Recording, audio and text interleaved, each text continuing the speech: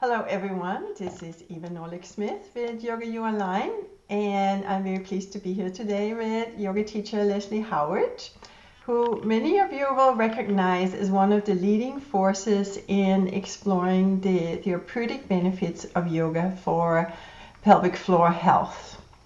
The pelvic floor is a part of the body that we tend to overlook, but which really impacts our health in so many different ways, both after women give birth and also as we get older, when the pelvic floor muscles tend to lose strength. So Leslie, thank you so much for joining us today to talk about this very important topic. Thank you for having me, and thank you for promoting the work, because as you said, there's a lot of things going on and not a lot of people talking about it. So we want to change that. Yeah. And like all the things body, there is like so much to know and so much we actually can do ourselves to enhance the functioning of that part of the body. So we really appreciate your work in this area, and also the fact that you're taking the time to join us today. So tell us first about your background. You've been a yoga teacher for many years, and you have developed this interest in pelvic floor health and really have become one of the leading experts in exploring the therapeutic applications of yoga for pelvic floor. You've been part of a study that we'll talk about a little bit later. Two studies. A second one, yeah. And you're writing a book on pelvic floor health. So tell us about yourself and what inspired this work in the first place. Well, I've been a yoga teacher for over 20 years, and like people that become experts in things, I was having my own pelvic floor problems. And being a yoga teacher, I thought, I knew my body really well, but I ended up having pelvic pain, and it kind of mystified me because I thought I was taking care of my pelvic floor. But as it turned out, I ended up going to a pelvic floor physical therapist and was diagnosed with hypertonic pelvic floor, which means my muscles were too tight. And that was the beginning of it all. I was like, what? A woman can be too tight?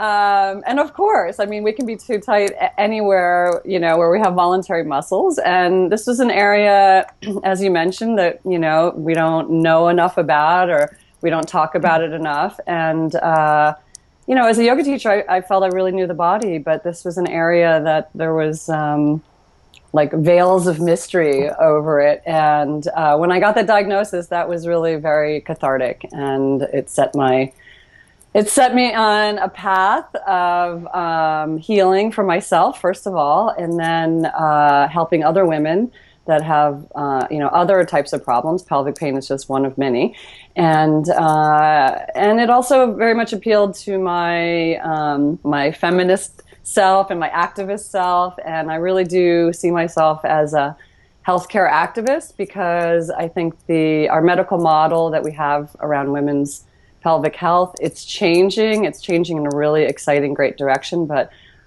very slowly. So I want to help women understand what's going on with them and to advocate for themselves with their doctors if need be, and heal themselves without doctors if possible. So yeah, and when we talk about the pelvic floor, there is an amazing amount of disorders that are linked to that part of the body, and really in some ways have to do with the strength, either lack thereof of the pelvic floor muscles, or you say in some cases pelvic floor muscles that are too tight. Right. But we don't usually think about those problems in terms of pelvic floor muscles. We think about them in terms of a lot of disorders that people don't like to talk about so much. That's true. Did you want to talk about them? Yes. I would say probably the most common problem with the pelvic floor that people do not want to talk about is incontinence. Unfortunately, many women think that it's just part of getting older, or it's part of having children, and they often don't even mention it to their doctors because they feel like it's just something that is part of being a woman. There's also people don't mention it because of shame or embarrassment. So I would say that's probably the number one problem, followed by different forms of pelvic pain. Let me just say also that something that I teach in my workshops is that anxiety and trauma expresses in the body as tightness. So, many women come to my workshop saying, oh, I have incontinence. Tightness is definitely not my problem. And they leave thinking, wow, maybe tightness is my problem. So, there was a great article in Cosmopolitan last month about how many women are having problems after having babies. But I was very pleased to see they talked about pelvic pain. And, you think, oh, I just labored for 24 hours. How could I be loose in my pelvic floor muscles? But actually what happens after, laboring for a really long time, and if it was a fairly traumatic experience, which it is with our current medical model in birthing, that the muscles tighten up afterwards to protect the body. I mean, they're doing what they should be doing, but then what happens is this pattern of holding just stays, and women aren't aware of it, and then they're told to do kegels, and then let me rant on that for a little while. I mean, kegels, unfortunately, are the only thing ever prescribed for anything that's going on for a woman's health, and I find it so frustrating. Number one, because it's often not what a woman needs, because if they're already tight, then they're going to go tighten an already tight muscle. That's number one. Number two, most women don't know how to even do them correctly. And doctors certainly don't check. I ask at every workshop, how many have you been told to do kegels? Let's say half the hands go up. And I say, keep your hand up if your doctor spent time with you, making sure you knew what that was. And, all the hands go down. Maybe once in a blue moon, one hand will stay up and it'll be like, oh, but it was a midwife, and then, kegels often don't work because women are squeezing the wrong muscles. Excuse me. One physical therapist that I refer out to, she and I talk a lot about women's health. And she told me that 1 in 3, there are no studies on this, but she says 1 in 3 women, when she asks them to do a Kegel, are pushing out. They're bearing down. So they're actually doing reverse of what they think they're supposed to be doing, but they feel sensation. And they're like, I'm doing it right. And actually, so let's take a prolapse, like a prolapsed uterus or a prolapsed bladder. And the woman thinks she's doing Kegels, lifting up, squeezing the muscles, but she's actually bearing down. So she's actually making things worse. Interesting. Yeah.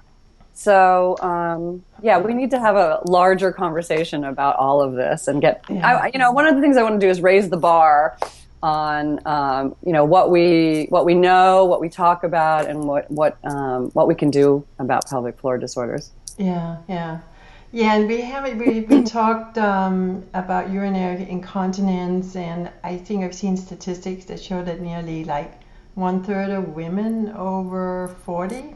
And that's reported, so I would guess it's probably higher than that. Yeah. Because a lot of women just don't own up to it. Yeah.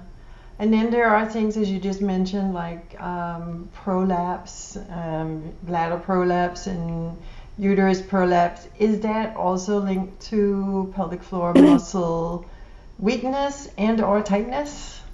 Yeah. So, all right, let's start with tightness, because that's counterintuitive. If I have an organ that's falling, how can my muscles be too tight? Right. But let's say someone doesn't know they're tight. Let's say it's a person who has irritable bowel syndrome, which means they're dealing with chronic constipation a lot of the time.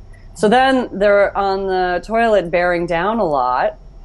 What they're doing is, again, they're putting all this pressure on their organs, which is bad for it. And that can actually cause a prolapse. So you've got someone that started out with hypertonic pelvic floor, didn't know it, and then years go by, years of straining, and then they go to the gynecologist, and the gynecologist says, oh, do you know you have a prolapse? Then they think, oh, I'm too loose. And they start doing Kegels, and then again, it's just this cycle of craziness. They're doing the wrong thing, and a lot of it is just one of the things I talk about in my book is just awareness of this area. We're so Right. cut off from this area. Yeah. You know, I feel like our culture is very, like there's like a split personality. It's like we talk about sex all the time. It's like everywhere. Right. But yet pelvic floor health, that's not really, you know, it's not a big draw. You don't hear about it very much, right? So Right. so we're supposed to all be having great sex, but we don't want to hear about if anything's going wrong. Right. Or, you know, women totally tune into their pelvic floor when they're about to give birth. But, you know, can we have a relationship with this part of our body, you know, all the time rather than these incidents in our life? Yeah. So, Yeah, that's a beautiful point because part of it is, you know, just even the process of developing awareness of the different muscles in that part of the body.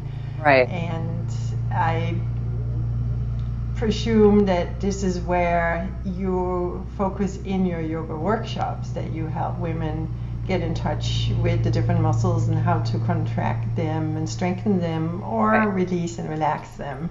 Exactly. Exactly. So to your point about prolapse, so a woman could be too tight with a prolapse. A woman could maybe, let's say she's had a number of children, prolonged labor. What that can do is stretch out the uterine ligaments. So that might be the reason for the prolapse. But if you have a really strong and healthy pelvic floor, that's going to help you not have to get a hysterectomy, let's say, because your pelvic floor muscles can hold up the uterus. So you know, not all pelvic floor problems are because of the muscles, because of a problem with the muscles, but you want to make sure your muscles are as healthy as they can be, so that if anything else is going on, that they're kind of the backup, let's say. Right, right. Yeah. Yeah, and increasingly sort of the new perspective on the way the fascia interfaces with the muscles, there is less and less of a differentiation between ligaments and muscles. So working the muscles from that point of view would also help improve the blood flow to the ligament and thereby healing, you know, in that part of the body. Right. Now, in your work, do you see a lot of younger women as well who have issues from giving birth? Definitely. I would say my workshops are a very good representation of women in our country. I mean, I get new moms who are having some stress incontinence, and you know, they're very young and they're like kind of unprepared that this is even happening to them. I get a lot of young women who have pelvic pain who aren't able to have sex because it's too painful. I get a lot of women in their 40s, 50s, and 60s that are having stress incontinence, or they've been diagnosed with a prolapse. And then, of course, getting older does factor into some of that. So the loss of estrogen and muscle tone as we get older makes things a little more challenging. So yeah, I would say I have women of all ages come to my workshop. It really makes my day. A lot of times I have a mom and daughter come in together with the workshop, and I think that's just a really great thing. That's sweet. That they have that good a relationship. Yeah. Very sweet. And one of the exciting things that you have been involved with are studies on how this actually works. When you do the yoga techniques that you're using in workshops, what are the results if you apply them systematically in a group of people? So tell us about the studies and how you got involved. Well, they called me, which was, you know, just was such an honor and a shock. But University of California, San Francisco has a women's center, and they do a lot of research on women's health. And they contacted me, and they said they were interested in doing a yoga study for women with incontinence. And they said, every time we bring this up, your name comes up. And I'm like, really? That's great. So they said, would you be interested in being part of it? And I said, absolutely. So I went up to the first meeting, and they hadn't told me that Judith Lassiter was also recruited to help with the study. So I was like, what are you doing here? She's like, what are you doing here? And so that was wonderful. That was a great connection. Yeah. She's just an amazing person. And so anyway, our study was let me see, it was women between 40 and 65. And we came up with a protocol using yoga poses to help with mostly stress incontinence. The study says both types of incontinence, but I just want to say that we tried to exclude people that had any pelvic pain symptoms because we didn't want them to get tighter as a result of it.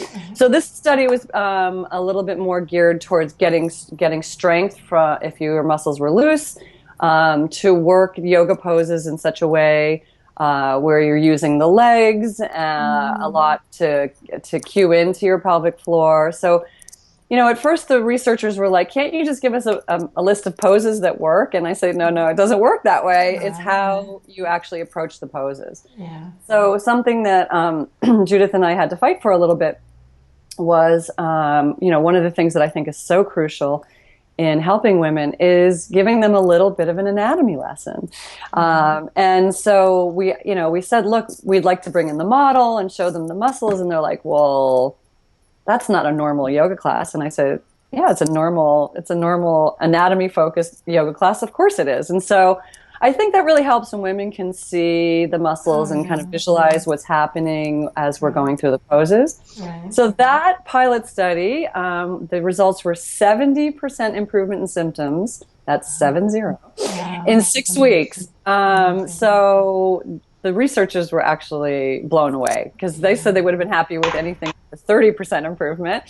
So with those great impressive numbers, we got a huge grant from the NIH to reproduce the results. And I can't tell you because we're not done yet. We're in the third wave of that. But I'm hoping to have similarly great results. Anecdotally, the women tell me they're doing great. So cool. So that's that study. And then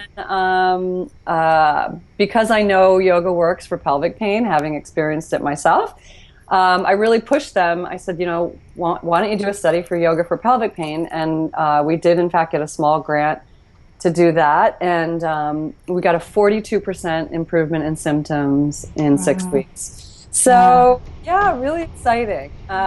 So very pleased to be part of that and to really, just have the hard scientific numbers that it works. I mean, I know that it works, but, it's great to have credentials. Yeah, it's very encouraging. And in the ongoing study with the large grant, how many people are involved in that? We were going to do about 3 different waves of this, same protocol, 3 waves of about maybe 15 per class. Mm-hmm. So the initial study was small. It was the pilot only had nine women in it. Mm-hmm. So we've been trying to get, like over 50, so that over 50, numbers wise. And we have a control group. So that's a fair amount of recruiting. I would say our biggest challenge is trying to find someone in the Bay Area who hasn't done yoga. It's like a blessing and a curse, right? I'm like, can't find anybody that hasn't done yoga. That's funny. That's really funny. Biggest challenge. Probably a challenge everywhere by now. Yeah, exactly. So. And one of the really interesting things you said was, the emphasis on how, it's not just doing yoga, it's doing yoga with the right actions in the poses. Correct. So we can't presume that yoga is like a blanket, therapy or whatever you want to call it, preventive approach for pelvic floor health. You really do need to learn how to engage the muscles in a way that works with your body and your particular situation. Right. I'm going to say yoga in general is great. All styles of yoga are wonderful for reducing stress. Mm-hmm. In general, just doing yoga is going to help your pelvic floor. Let's say that, unless you're doing something like you think you're lifting and you're pushing down. Right. But let's take the Mula Bandha that's done or taught a lot in the Ashtanga practice. For someone who's hypertonic, someone that already has tight muscles, them doing Mula Bandha is not going to help them. Right. So yoga in general, I would say helps pelvic floor health in general. But if you have something going on, if you have an active problem like incontinence or pelvic pain or irritable bowel syndrome or interstitial cystitis, the list is long. You really need to you need to zero in on, okay, what is my problem? Number one, don't assume because you have incontinence or prolapse that your muscles are too loose, because that may or may not be the case. And then, how do I want to approach my yoga postures? Do I want to approach them in a way where I'm stretching the pelvic floor and trying to release the pelvic floor, or do I want to approach my poses, where I'm strengthening and really kind of, like I like to say in my workshops, if you want to strengthen your bicep, you do bicep curls, right? But you don't walk around with your arm like this. And if your arm is already like this, you can't do bicep curls. So some people have the equivalent of having a pelvic floor that's always has, yeah, yeah. So in general, I would say standing poses in general are more strengthening for the pelvic floor, but you have to really know how to work the legs correctly to do that. And then I would say hip openers and forward bends are better for stretching and releasing the pelvic floor. But again, you can't just do forward bends and go, this will stretch my pelvic floor out. You have to really know what you're doing. Yeah, and it's such a process because you made reference to Mula Bandha, and even with Mula Bandha, there's so many layers of how first you have to learn how to engage the right muscles, and then there's like so many layers of how you do the Mula Bandha, from like very loose engagement to gripping, holding tight, which I think you tend to do in the beginning. So it's such a process of, like, as with any part of the body, when we come into yoga postures, there's so many layers of uncovering how do I do the actions, how do I work with the muscles in that particular pose. Right. It's all about learning. I'll say subtlety, because when something is a little elusive or hard to learn, it can be subtle. But then once you learn it, it's not subtle any longer. Right? So in my workshops, we focus on, are you really engaging your pelvic floor, or is your anal sphincter doing everything? And, we get to that level of specificity. And again, if you're dealing with a problem, you need to work at that level of specificity. Yeah. And Leslie, you have a course with us on yoga for pelvic floor health. So tell us about what you are covering in the course and what people can expect. Well, the course is a little condensed version of my workshop in a webinar form. So I've tried to do it as best I can. So if you can't get to my workshop, this is definitely the next best thing. I start with some anatomy, drawings and pictures and photographs of pelvic floor muscles, and my model, my medical model. I've got some photographs on there so that you can see what the pelvic floor muscles look like, where they attach, what they're called, how they're layered. And then we work on the breath, because the breath is a crucial part of pelvic floor health. And then I talk about different postures and like how different lifestyle choices affect pelvic floor health, like bad sitting, slumping sitting, really, really, really bad for the pelvic floor. And then I've attached 2 classes, one for people that are hypertonic and one for people that are what's called hypotonic, which means the muscles are loose. So it's like a good little tutorial of where they are, how to find them, et cetera, et cetera. So yeah, and then the conditions that that you might have, or you might not even realize, oh my God, that pesky sacroiliac problem I have could be pelvic floor related. Absolutely. Unstable sacrum's very, very common in yoga, and that can often be related to pelvic floor imbalance, because one side can be stretched out and one side could be too tight, and then that's going to affect your sacroiliac joint. Interesting. So everybody should do it. If you haven't, do it. Yeah, speaking from having taken your course in the past, I particularly appreciate how you're able to talk about this, really somewhat technical anatomical topic and make it so fascinating and interesting. So I think it's my enthusiasm for it. It's contagious. I mean, it's just like, how come no one ever told us these things. I know. Yeah. Go out and tell everybody you know you have a pelvic floor. Newsflash. Exactly.